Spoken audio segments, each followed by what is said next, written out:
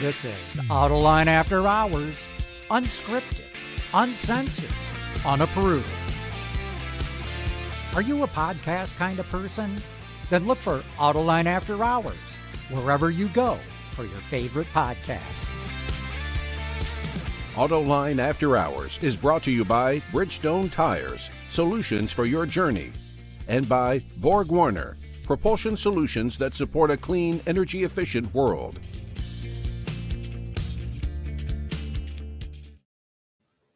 All right, Gary. John, I was going to ask you how you are, but I can see you're feeling better because you're in the studio and you're not broadcasting from your house.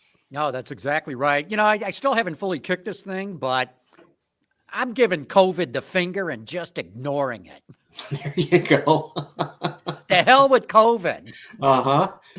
Well, I'm glad you're back and feeling better-ish. Yeah. Thanks for that. Hey, we got a great show today. I can't wait to get into this. Maybe we should just bring in the other guys. There's Sam Abuelsamid and Bob Purcell. Sam, always great to have you back on the show. It's good to be back with you again. Yeah. And Bob, it's great to have you back on the show. Well, thank you, John. It's a real pleasure to be here with you and the team. Excellent. Look, we got a great chance to talk all things electric. I mean, your involvement in electric, it goes what? Back 20 years ago, right? Before anybody even thought of a Tesla, you were already involved in 20, I think it would be 30, no, Bob? Yeah, it's about 30. I started in electric in 94. Wow. When I took over the electric vehicle programs in General Motors. Yeah. Now, was that the S10 pickup at that time, or what was going on? No, that was the EV-1. I mean, these are the vehicles that I worked on back in that time frame. You know, the 96 EV-1. You're right about the pickup truck. That was the old S10 electric in 97. And really, John, the car that I was most proud of in that era was the one we did for the 1999 Tokyo Motor Show. And it was called the Chevy Triax. It was a concept car that debuted actually the whole idea of an electric skateboard. See, now that's amazing, because here all along, you know, the whole industry has given credit to the GM Autonomy, which was a brilliant car too, right? With the integrated fuel cell and all that. Everyone cites that as the first skateboard, but you're saying the Triax came out before that. Oh yeah, absolutely. Yeah, we were the first ones. This was, a vehicle where we had multiple propulsion options in the skateboard. So you could have an electric skateboard, an internal combustion skateboard, or a hybrid skateboard. So the customer could actually select which propulsion was most appropriate for their usage. It was actually slated to be the second generation of the EV-1. I mean, this was at the time a 2002 General Motors production program. Can you imagine if GM had gone through with that at that time, Bob, where it'd be today? Well, I'll tell you, the guy who commented on it, and you can see his quotes, is Elon Musk. Elon Musk, knew about what we were doing with Triax. And he said if General Motors would have kept going with the next generation of the EV-1, he probably never would have done Tesla. Wow. So talk about this skateboard. I mean, who came up with... John, I think we ought to go before the skateboard and then get to the skateboard, because I think what Bob did at General Motors should not go unheralded in his work. And so one of our colleagues, Gary Witzenberg, had written a story about the EV-1, and I want to quote from that.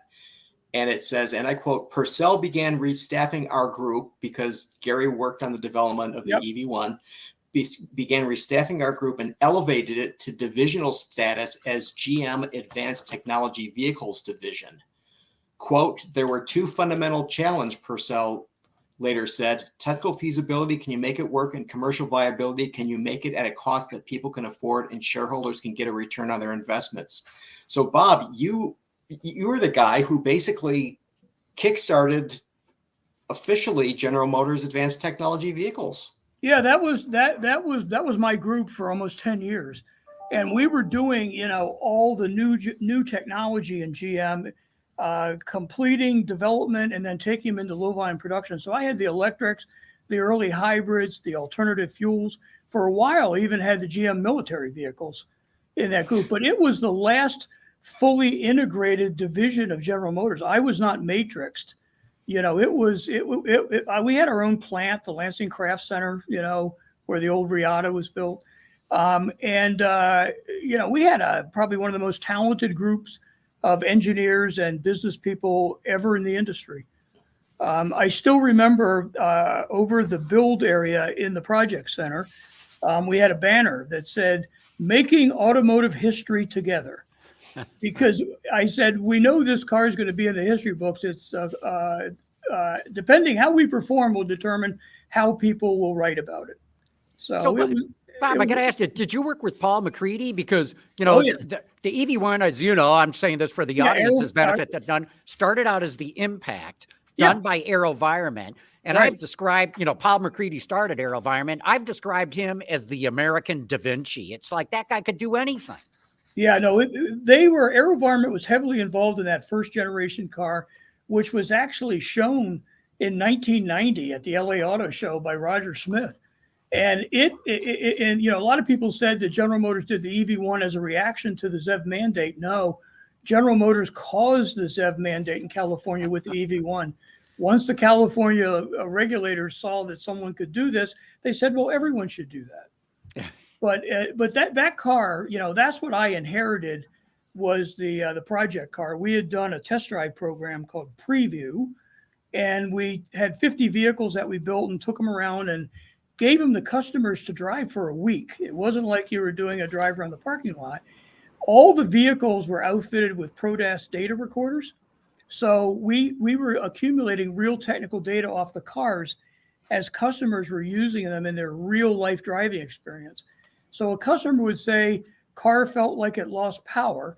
We could go back and actually know what was happening technically on the vehicle at the time that comment was made. And it was a really great learning experience.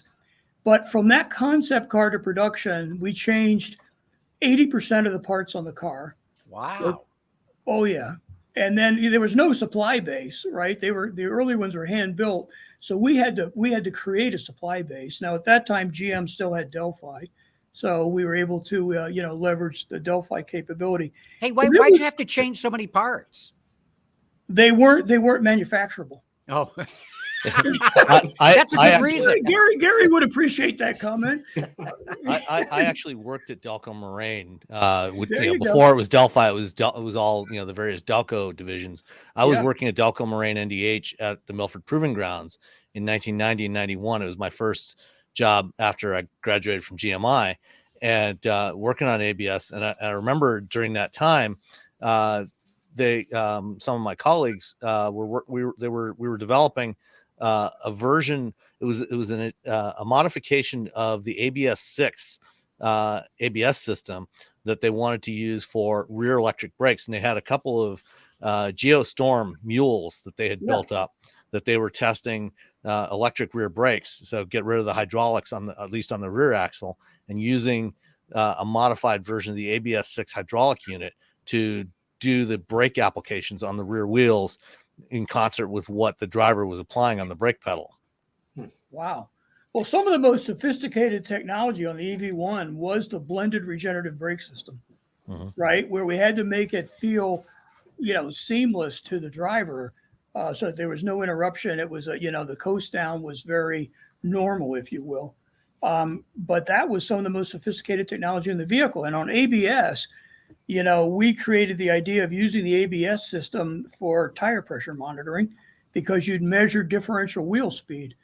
Okay. And so you didn't have to put any other hardware on the car. You just used the sensing system that was in the ABS. See, that's amazing to hear. I thought Toyota was the first to do it on a mass production car. I didn't know that you guys had pioneered that. Oh, absolutely. Well, John, truth of the matter is, and I won't get into the specifics, General Motors actually licensed some technology to Toyota back in that era. Well, and the whole concept of the parallel hybrid, the power split hybrid system that became the Toyota hybrid system, that actually originated back in the late 1960s, was invented and patented by TRW. They couldn't really put it into production at that time. So there's patents from like 1969, 70, 71.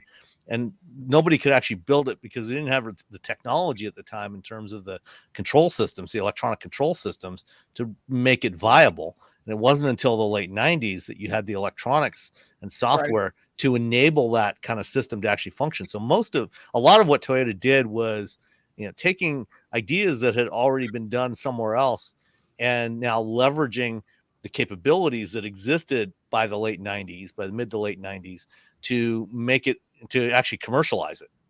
Exactly. So Bob, I've got to ask you. So, I mean, one thing that you're sort of alluding to with what you guys did. Okay, so you had 50 cars in the hands of consumers, right? But I mean, there was no infrastructure at all. I mean, you said you had to build a supply base. I mean, so how did you deal with that? I mean, that had to be a real challenge. Yeah, it was. I mean, we had to put chargers in. I mean, none of that even existed in those days. And then the unfamiliarity of people with electric drive, we had to teach people to drive in some ways. We used to talk about driving like you had an egg under your foot on the accelerator, right? So that you got the most range. Because remember, in those days in the 90s, we were using lead acid batteries. I mean, the lithium was still a dream. We went from lead acid to nickel metal hydride, and then to lithium, but you did not have that much energy in the battery system. In fact, Bob, I remember one of the presentations that you guys gave at the time. You had that big ass battery pack T-shaped. Yeah. And if I remember right, you had a bottle of wine on top of it. And somebody said, I don't know if it was you, that if that bottle of wine was full of gasoline, it had as much energy as in that big battery pack. Right. No, I remember that. I remember. No, I mean, you in terms of just pure energy density, it's hard to beat petroleum-based fuels. I mean, the BTU content of things like gasoline is just off the map compared to anything else. It's like 33 kilowatt hours of energy, right? And 1 gallon of gasoline. Exactly. So, but electric drive, really has its place in the world, and it's particularly becoming true today. Like what I'm doing now with VIA, it's all about an application of electric drive to commercial vehicles, to the fleets, because that's where the technology can pay a real benefit. I mean, lower cost of operation and, being respectful of the environment. This is what we're doing now at VIA. We call it V trucks. We're starting with a common platform. It's actually built off of a skateboard again, and then a cab chassis vehicle architecture, which we can produce a full range of models with our upfitter partners, so that the customer can really dial in what do they need for their particular routes and things that they're moving.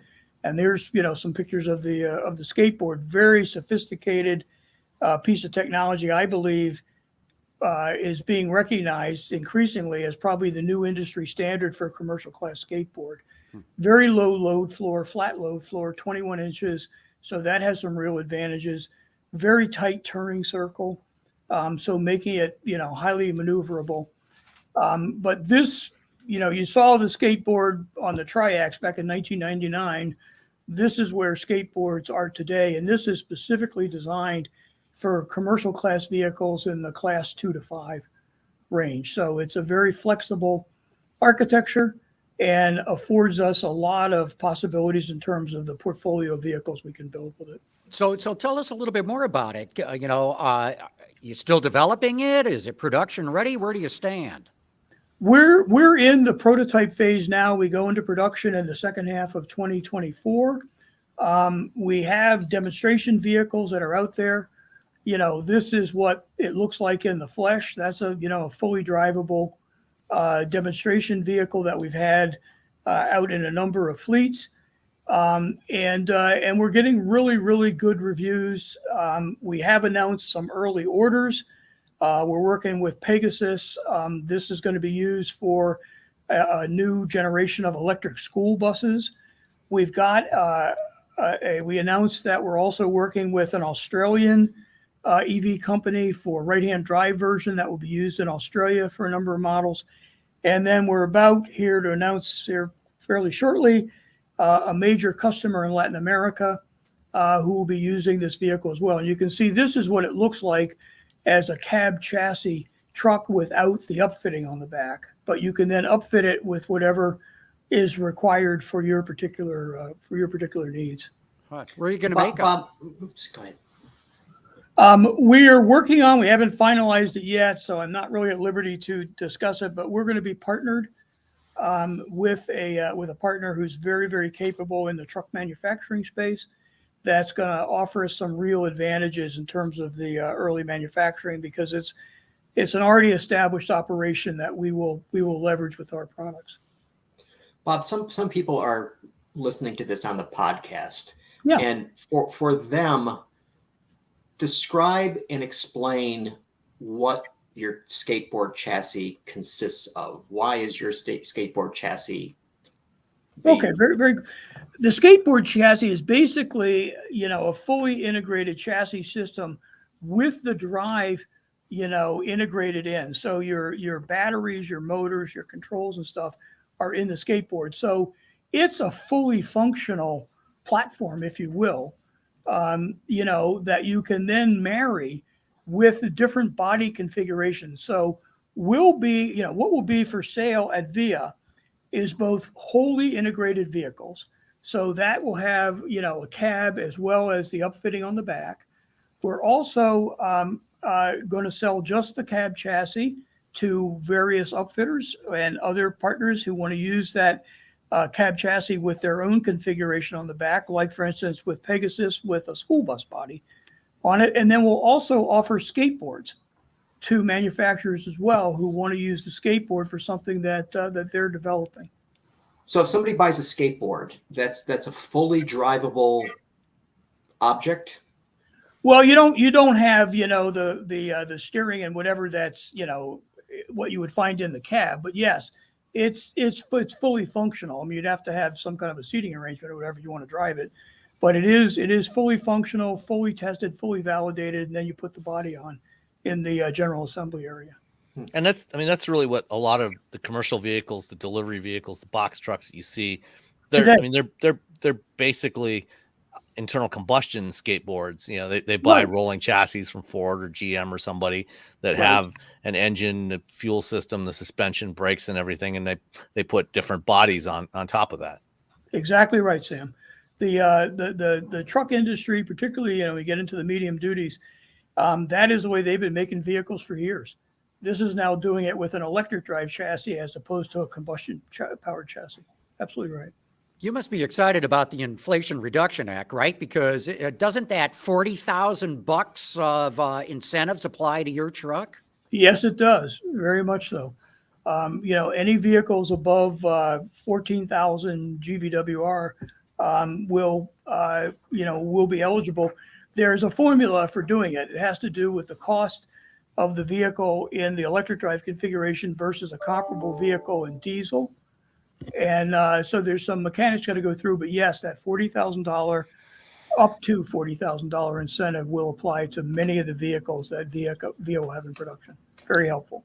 How do you, what kind of target price are you looking at for the V trucks, compared to a diesel? What kind of price premium do you expect to have when you're in production? Well, we haven't publicly announced pricing yet, but let's just say it will be sufficient to generate the incentive, where you need like a $30,000 differential. Okay. Yeah. So Bob, you mentioned earlier that one of the advantages is the cost of ownership of a vehicle like this versus traditional. So break it down for us. Why? I mean, everybody says that EVs have a better cost of ownership, but why? Well, basically, you've got the fuel arbitrage, right? Where if you're looking at driving a vehicle electric versus combustion, you're looking at about 4-to-1, 5-to-1 advantage for driving, electric per mile versus combustion per mile. You also have reduced service needs. You've got permanently sealed motors and things. You don't have engines that require, lubricant changes and the other maintenance that goes along with it. So reduce fuel, reduce maintenance, and that basically drives you into paybacks that are very attractive for the fleets. Where you're down into single-digit years to pay back a truck. VIA was recently in Utah, right? You were based there, and you just moved your headquarters back here. What's going on there? Yeah, we still have our operation in Utah. It's our R&D center. A lot of people probably don't realize this, but that area of Utah where we're located in Orem, which is down by Provo, that area is second only to Silicon Valley in terms of IT and software companies. I mean, they call it the Silicon Slope. So it's a great place to do advanced technology development, particularly when you're talking about software and control. What we've got now in Michigan in Auburn Hills, and we're right, those of you who know Auburn Hills, we're right on Harmon. It's the old Magneti Morelli building, if you saw the pictures of it. Great facility, about 98,000 square feet. Half of it is laboratories and build spaces, and then the other half is more set up for office employees. But it's just an absolutely fantastic facility. But it puts us in the heart of the auto industry, where you can really access the talent and the technology and the suppliers just by walking out your front door. And that's what I wanted to do. As you know, John, I've been a long time in and around Detroit. This is the place if you want to start a car company, in my opinion. It's interesting, some of the people we're attracting are people that originated in Michigan, went out to California, and are now looking to come back to Michigan. So we've got a number of people here from Tesla, as well as some of the other electric vehicle startup companies who are kind of returning home. And it's really exciting. We had good support from the Michigan Economic Development Corporation, to help us with this project. So that was very helpful as well. So Bob, you mentioned software and controls. When people talk about electric vehicles, they're generally talking about batteries. That seems to be the focus. So to what extent are software and controls important or intrinsic to what it is that you guys are doing?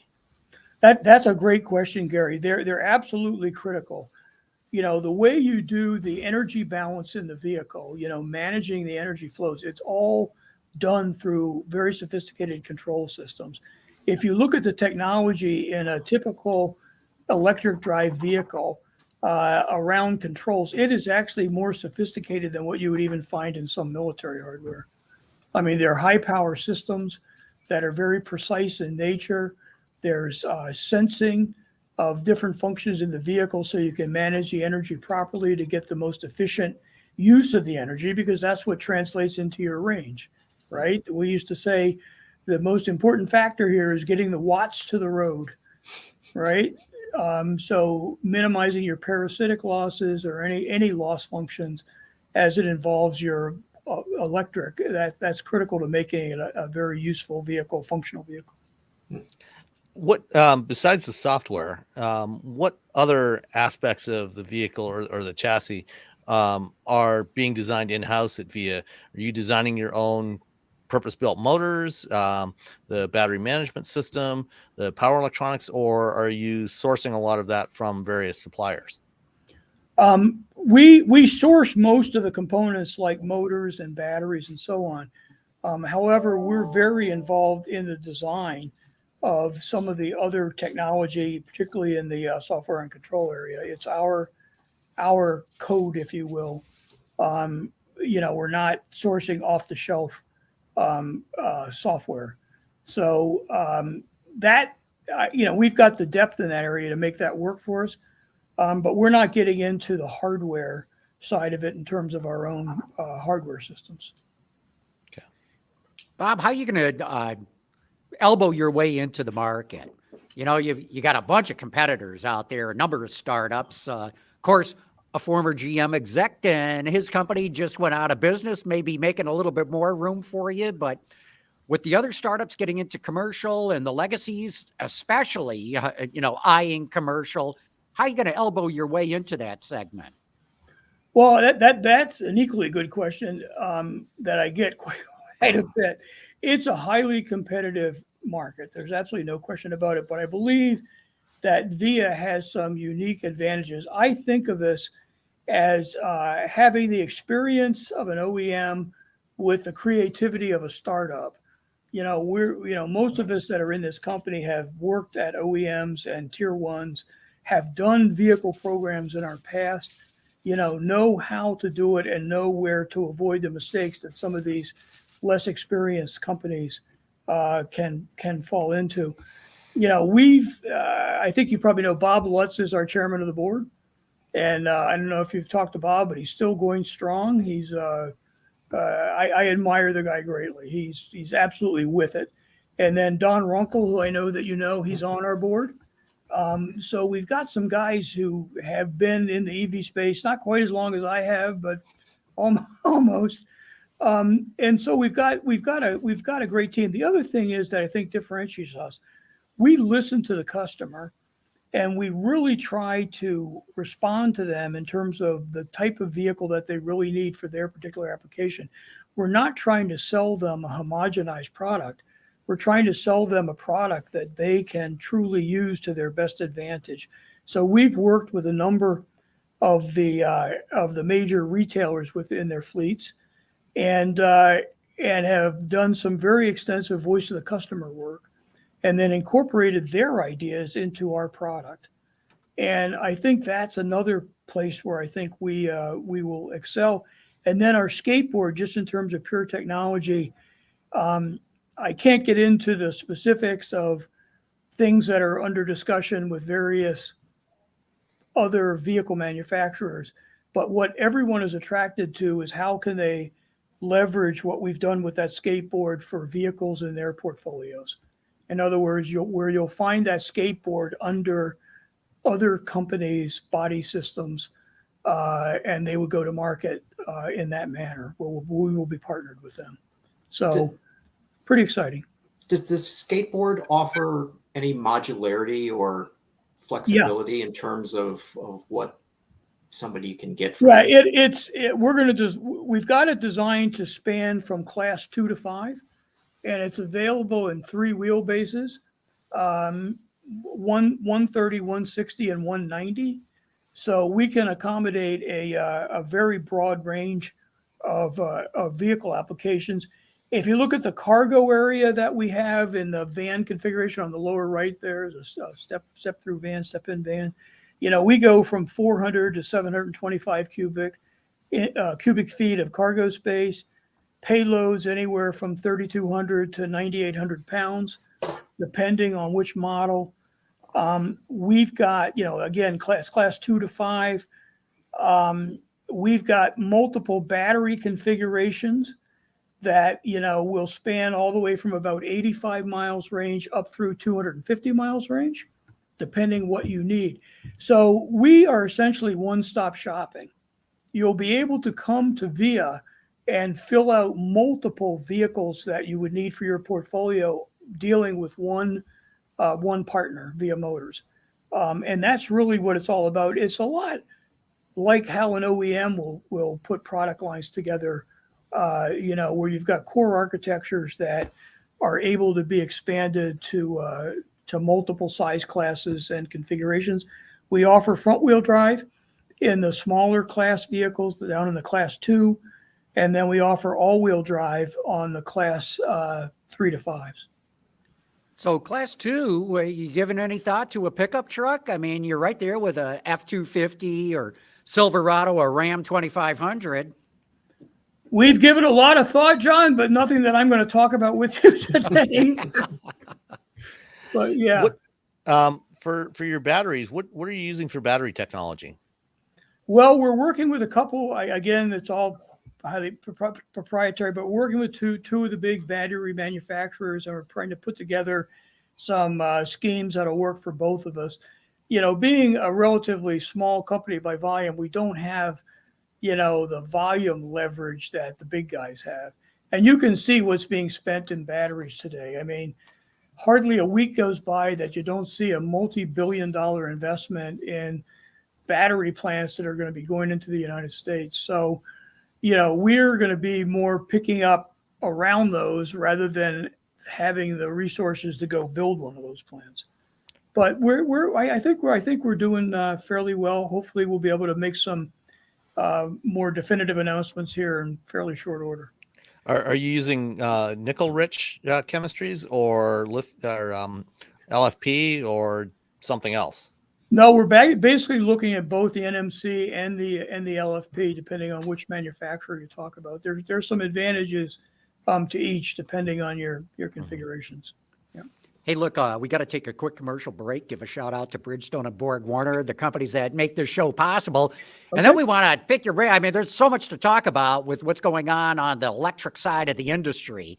We'll get into that, but right now, let's take that quick break.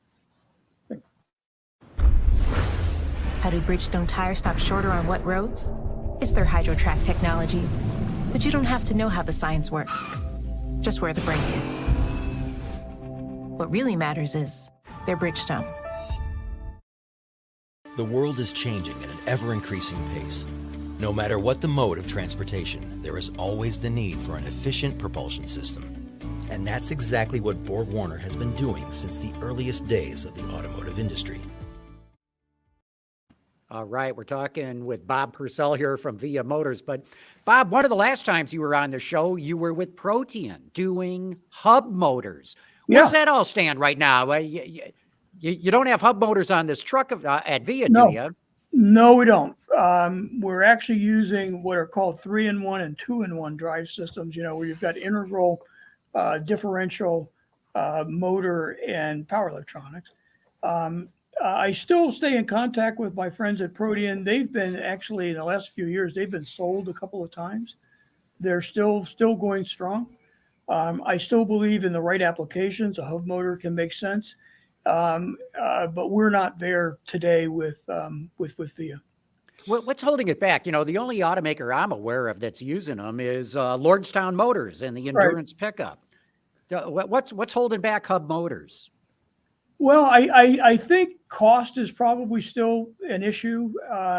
It's and there's still people who believe that we shouldn't have mass out on the end of an axle. After we spent all these years trying to get it off the end of the axle, so you still got to make believers out of them. And then just some basic stuff around sealing technology and making sure it'll meet all the durability requirements. But we had some really good experiences with those hub motors. We did some concept vehicles with Daimler, both a hybrid as well as an electric drive. And we had it at the Frankfurt Auto Show back in, was that 2011, and won some really significant technology awards. But it's, I guess for some customers, it's just too much of a shift to be driving at the ends of the axle. One of the concerns I've always had around hub motors is obviously the unsprung mass, but when you put the motor in the wheel, now you have to run your high voltage wires from the battery to the motor in a way that wire is going to be flexing up and down as the wheel moves up and down. And as anybody who's ever, played with a paper clip for a few minutes knows, wires don't like to bend back and forth. And how do you overcome that problem? I'm not sure where they ended up, so I'm going to be a little bit dated. I mean, it's been quite a few years since I've worked with hub motors. But I remember back in my days, they were looking at different types of wire configurations, as well as these flex tubes that went over the wiring. Okay, that would reduce the bend, keep the bend radius at the right level so that you didn't stress the copper. But I'm not sure where they ultimately ended up. I just be honest, I haven't kept track of it. Bob, you started your journey in electric vehicles with passenger cars. Okay, individuals would own one, buy one. Now you're in a space of commercial vehicles. Mm-hmm. Is this because, to go back to the quote I read earlier from you about the technical feasibility and the commercial viability, is this where we are at right now, that commercial is really the sweet spot for EVs? I believe it is, Gary, and I actually believe this even back in my EV-1 days. That's why I really pushed hard on doing that S10. And then when I was at Protean, with the wheel motors, we were working with Vauxhall with their vans. But I think the electric drive is just a good fit particularly where you're talking shorter range, lower speed operation of the vehicle. It's essentially a rechargeable appliance that you drive. And you can make a good economic business case to the fleet. Some of the things we talked about earlier with the difference in the cost of fuel per mile, the reduced maintenance that's required. It's just good economics. You've got good payback on these trucks, while at the same time doing something good for highly congested environments, the cities and the suburban regions where you've got a lot of people. And the idea of taking, combustion tailpipes out of the fleets in those cities is good for everybody. So that's kind of the way I look at it. It's an optimal solution in the commercial space, particularly as it relates to last mile, mid-mile delivery vehicles. Bob, what's your sense of how the whole EV thing is going to go, at least in the U.S. to begin with on the discussion? Everyone's scrambling to get the battery plants that you talked about. There's a big scramble to get the raw materials to do it. The charging infrastructure still needs to be built up. There's, of course, now EVs have become politicized as well. Oh, yeah. How's it all going to shake out? Take us to 2030. Where do you think we're going to be?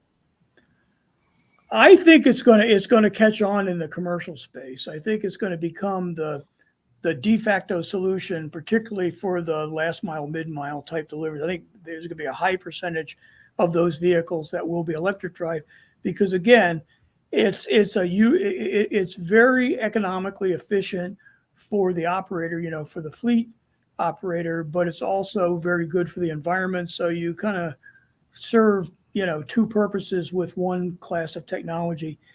What's going on in the passenger car space? There's a lot of good work. I mean, the level of investment going on is unparalleled. I mean, virtually every major OEM is talking about spending 30 to 40 billion in the electric drive space over the next several years. That's unprecedented. I keep reminding my guys here, this is unparalleled in the industry. Talking about, migrating to a different fundamental propulsion technology in an industry of this size. The last time electric drive was really vying for a space, a true space in the automotive industry was back at the start of the industry. I mean, John, you've heard this many times. I mean, number one in 1900 was steam. Okay, number two was electric, and number three was internal combustion. And then when you got to the more efficient ways of cracking gasoline from petroleum, and then the distribution, it became commonplace that internal combustion was going to win out. But we're back there now. Okay, 120 years later, we're back where people are honestly going to give electric drive passenger cars a try. But it's going to look, the industry, I think, in the passenger car space is going to look like it did in the early days of the internal combustion space. There were well over 100 car companies. In the early days of the combustion era of automotive, and it shook out to what, 5 or 6 major players, and I think that's about the way it's going to go in this space as well. There's some of them out there that'll probably be the 21st century equivalent of Packard, right? Some very creative solutions, but for a number of reasons didn't have the longevity, didn't get the scale. Hey, Bob, Ford is shipping e-transits now. GM's got their bright drop fans. There's other competitors to what you're doing, like Arrival and assorted others out there. How do you, what's your story for why VIA should be one of those 5 or 6 survivors rather than the other 100 that didn't make it?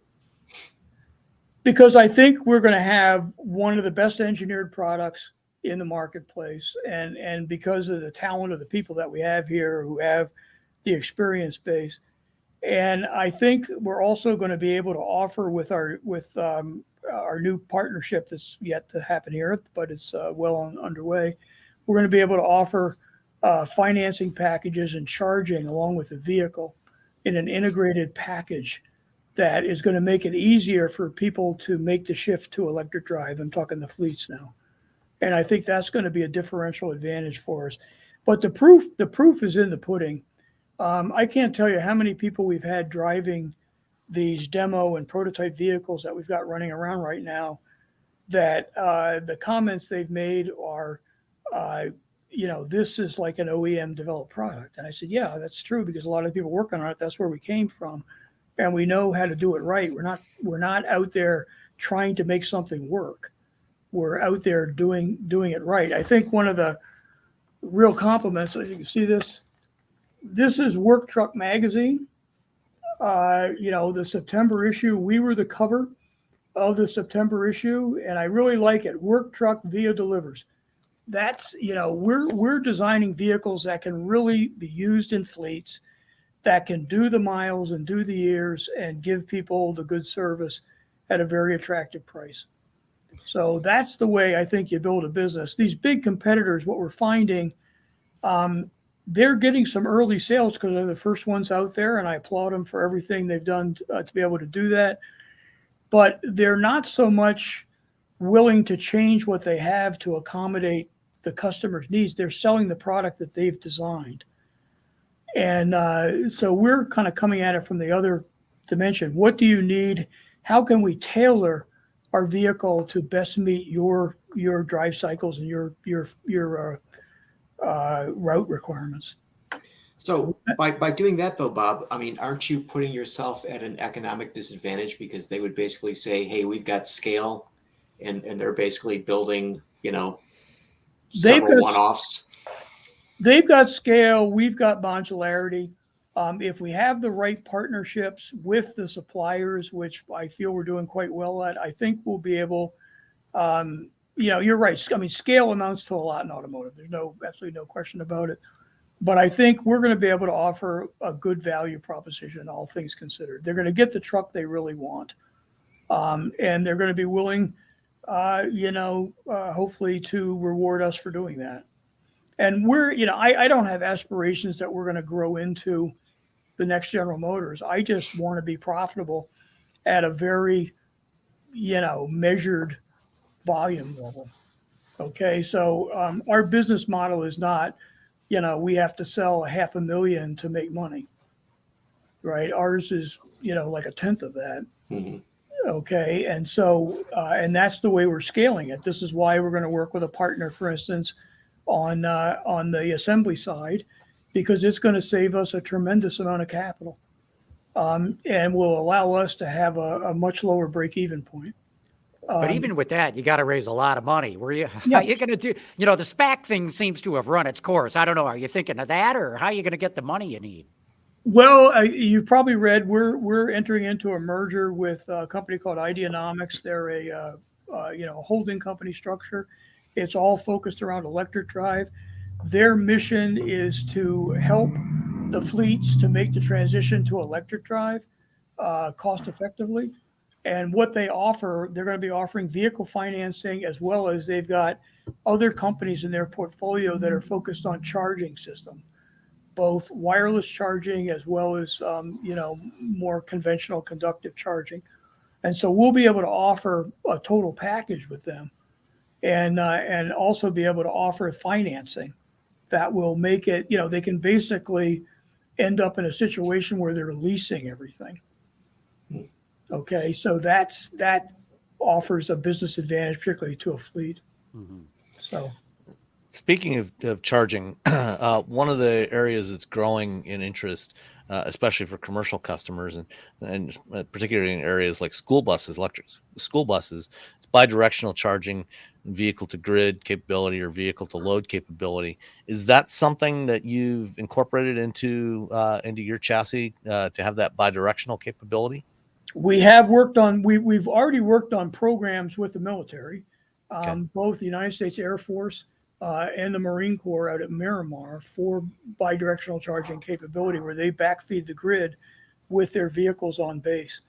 And so, yeah, we do have some depth in that area. And then the other interesting charging technology that's starting to getting a lot of attention is at Ideanomics. They have a company called Wave, and Wave is, wireless charging, inductive charging. And you've probably seen some of the announcements with Wave with various fleets. Interesting. I mean, we had, the EV-1 was an inductive couple, right? It was not a conductive paddle, it was an inductive system. And we actually had wireless charging actually embedded in the road service in Torrance, California. And there was a bus fleet that was running inductive charging. This would have been 1998, 1999. So it's been around for a while, but it's become much more refined and cost effective now. So that's, what I see happening in charging. The issue with charging, particularly as you get into the very high powered systems, is battery life. I mean, you're hitting the battery really hard to put it back in. Now, there's a lot of great work that's been done. I think a lot of the challenges, have been solved, but that's always going to be an issue, is whether you're going to trade off life with the rate of charge. So, Bob, what do you think about battery swapping? China's really pushing hard on that, and it would seem to me that from a commercial standpoint, where vehicles are going back to the same yard all the time, that might be pretty easy to do. What do you think about swapping? I think it's got some potential. I was familiar with that approach back when I was working with one of the advanced battery companies. They were supplying battery systems to the buses in China. And I remember, the battery swapping technology. It was very, very well thought out. I mean, the operator didn't really have to do anything. I mean, you pulled in and everything was done automatically. So I think that may have some potential. I do.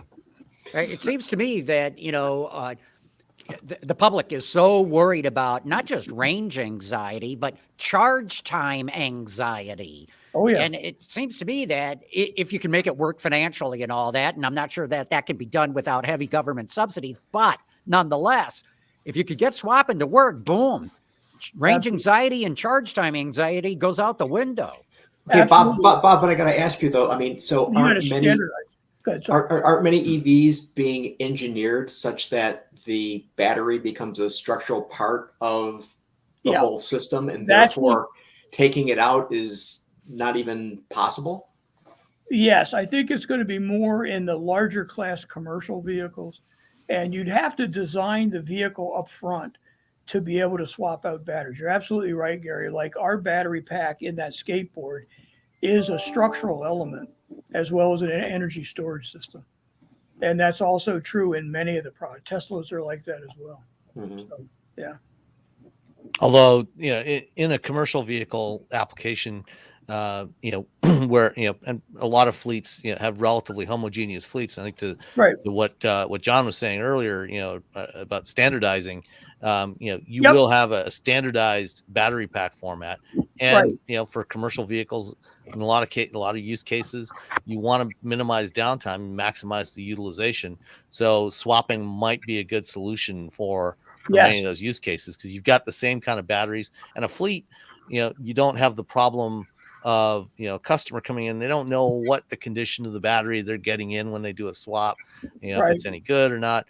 But a fleet, you know the provenance of all those batteries. So I think I've always thought it was a lot more viable concept for commercial customers than for consumers. I would agree with you, Sam. I think it's a very good point.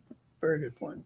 But again, Bob, would this mean that when someone, whether it's VIA or another company, is developing these vehicles, I mean, from the get-go, they've got to say, okay, all of the connections are going to be the same. This thing is going to be, so, it's like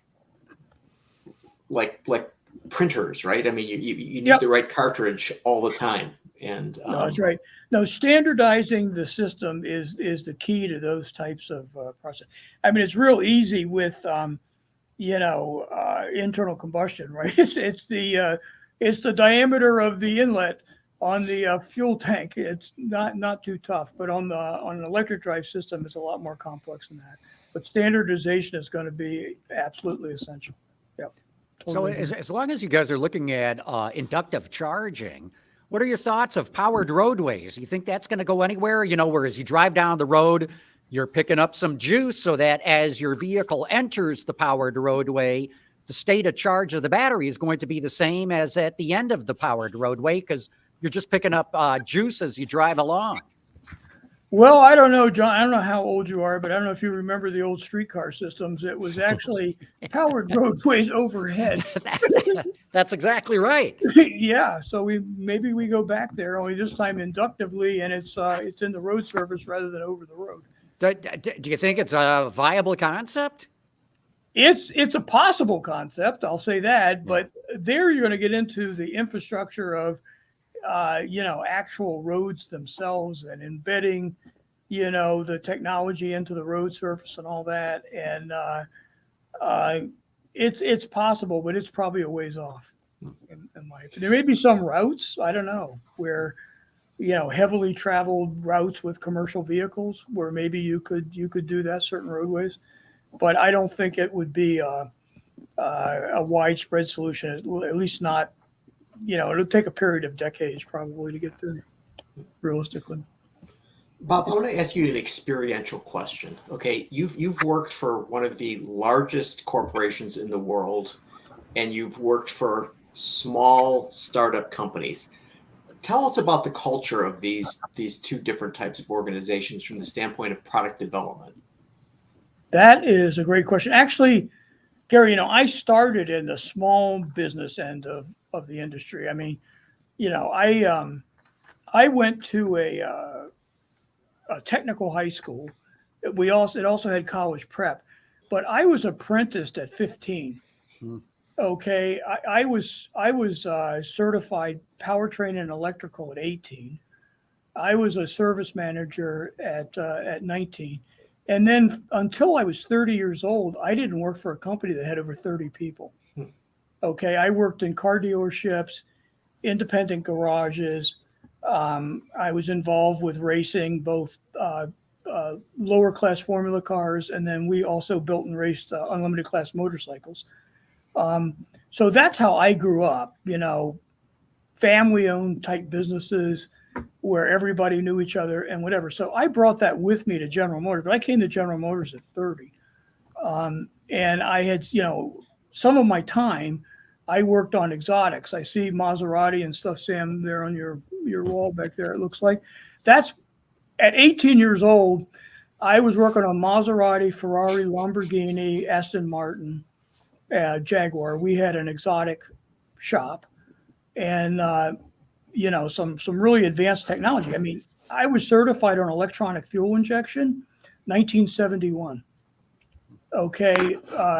Most people wouldn't even know what it was if they ever saw it. So I've had the good fortune of being able to work on some of the most advanced technology in the industry through my whole career because of the class of vehicles. Culturally,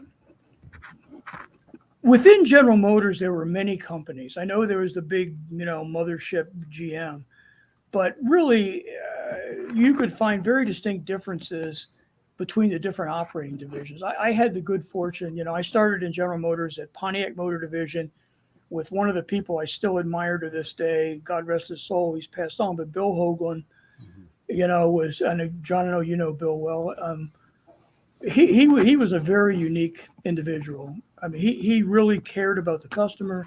He really cared about the people that worked for him and just was very hands-on in terms of how he approached the business. And I just really loved it. So within GM, there were different groups, like my advanced technology vehicle group, when I was doing, the electrics and the hybrids, it was like a family business.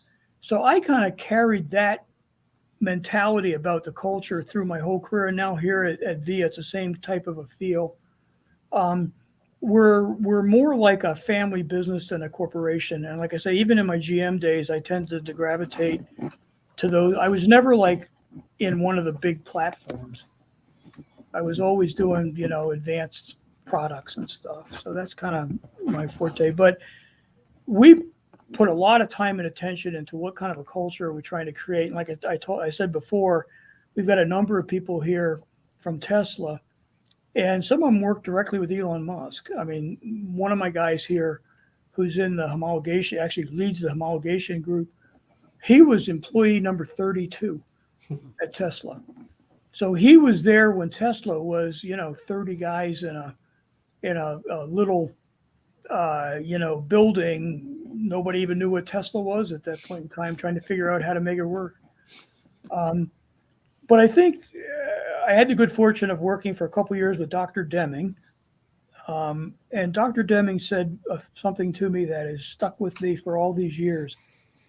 He says, joy in work derives from an individual understanding how what they do day in and day out directly contributes to the success of the company. And that's the key.